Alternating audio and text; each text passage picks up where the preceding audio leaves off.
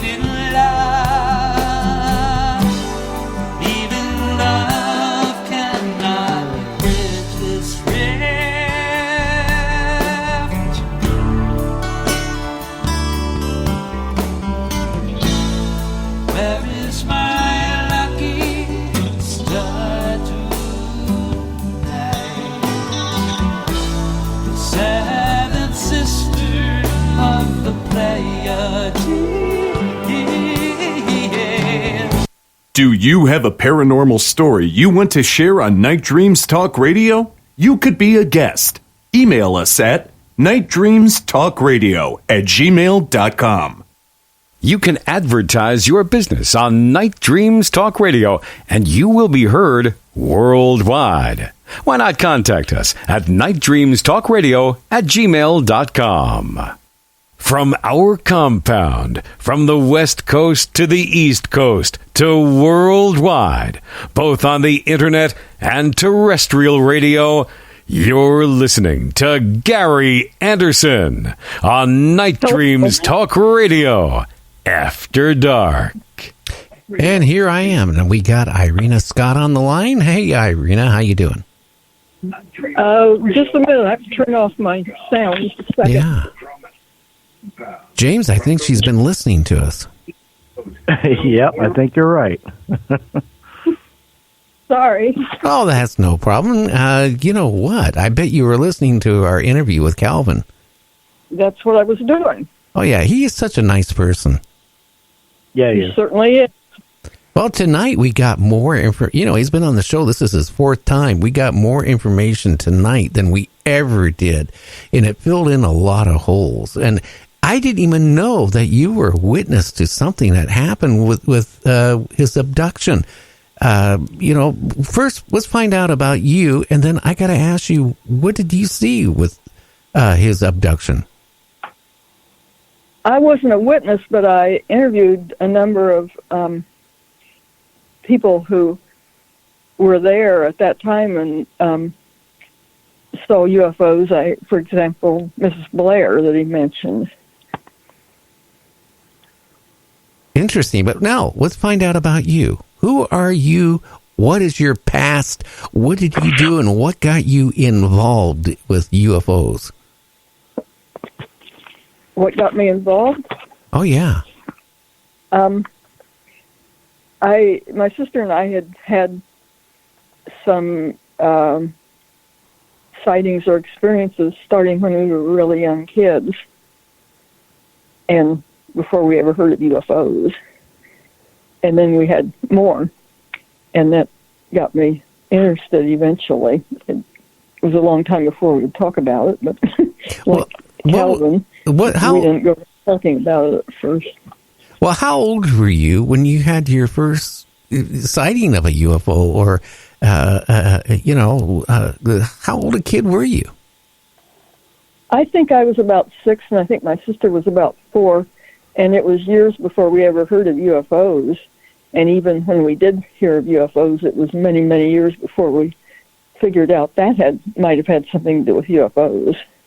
It was, we were poor and lived in a farmhouse and slept in sort of an attic room upstairs.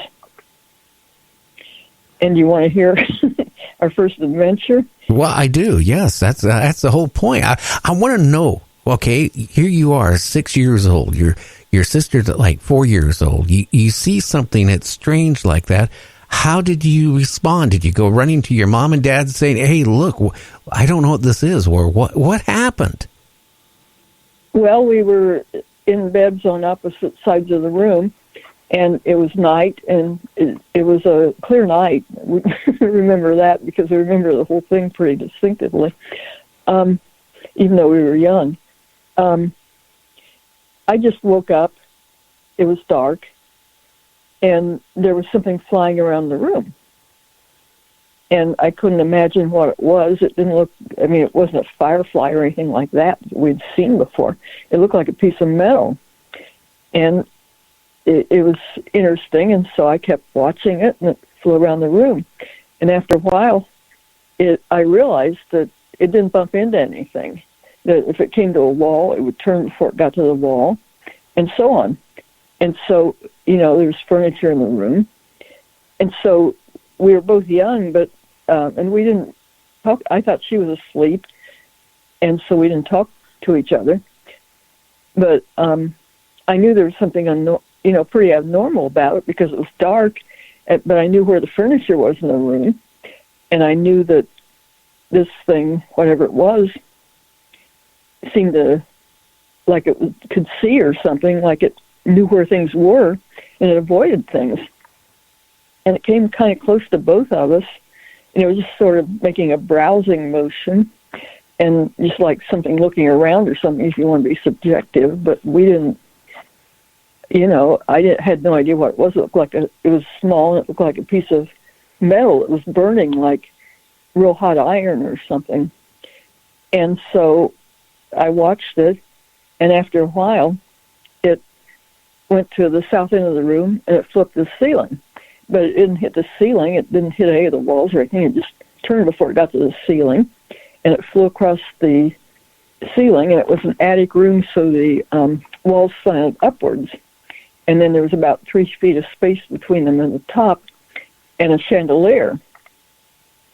And it flew across the ceiling and flew to the chandelier, and then it started circling the chandelier, and it didn't feel its way around or anything. It kind of knew where the chandelier was.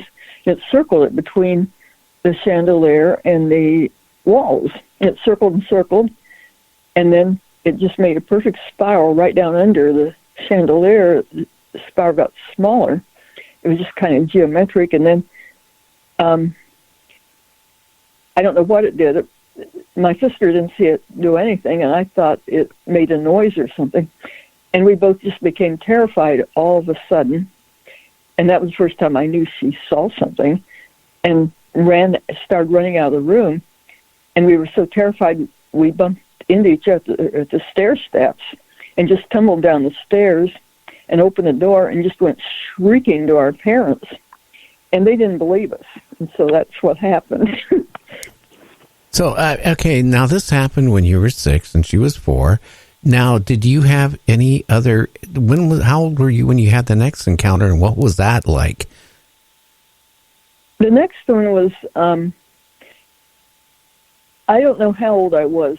I was pretty young, and we were on a farm living in the country. We didn't have air conditioning or anything.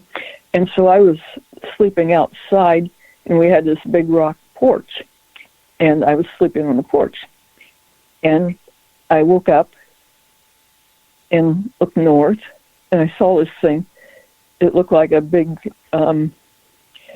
lit up orange ball or something.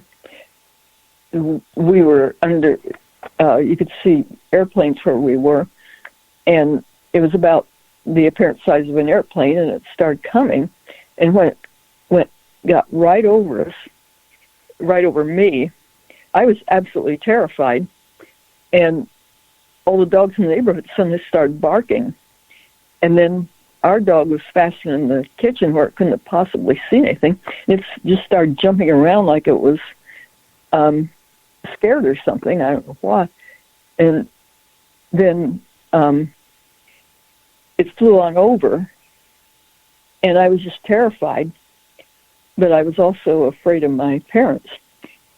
And so I didn't say anything. I just lay there terrified the rest of the night and didn't say anything for years and years and years because my parents were sort of, I'd heard about UFOs by then, but I didn't want to talk about them because I was afraid they would say I was lying or something. So I didn't say anything. Now, did you have any other encounters with UFOs or aliens or anything, Irena, after that when you got a little bit older, like a teenager or a young adult? Yeah, I had some other odd things happen, but then one of the next things was that we had lived in Ohio then, and then my sister and I grew up and went out to seek our fortune in the world and things, and I was living in Washington, D.C. and working for the Defense Intelligence Agency, and she was at Drew University in New Jersey taking postgraduate work. And we decided to take a vacation because we were on that end of the country, and so we wanted to go up and see the New England states and things. And UFOs weren't something we thought about much, or because our parents were sort of skeptics and they wouldn't let you talk about them and things like that, so we hadn't talked about much. But anyway, so I took off with two co-workers and dropped them off at New York and picked up my sister. And we were going to stay all night at Boston. And so we drove up in the direction of Boston, and we got close to Boston, and it was still daylight, so we traveled on up Route 3 in the New Hampshire for a ways until we thought it was getting dark. It wasn't really dark then. We just thought, we'd get dark when we got back. And so it was sort of interesting because I found out later we were kind of in the area where the Betty and Barney Hill abduction had taken place. That was just kind of interesting. I mean, it's something I found out later. But we went back toward Boston, and I drove into the main part of Boston, and we were planning to just stay in a motel or something. And everything was filled up. It was 1968 before they had cell phones or anything like that. And so we decided to travel back out of Boston, go around what was in the outer belt. And so as we were leaving Boston, we could see south of us, and there was an airport south of us. It was the Norwood Memorial Airport, and we could see planes coming in from the east, and lots of them were landing, and they looked just like planes with, green and red lights on their wings, and they'd turn on the landing lights and land, and we could see them landing and everything. And there was this other light,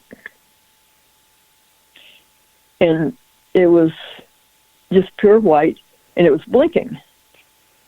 And my sister kept saying, "That's odd." And then she kept saying, "Maybe it's a UFO." And I thought she was just nuts.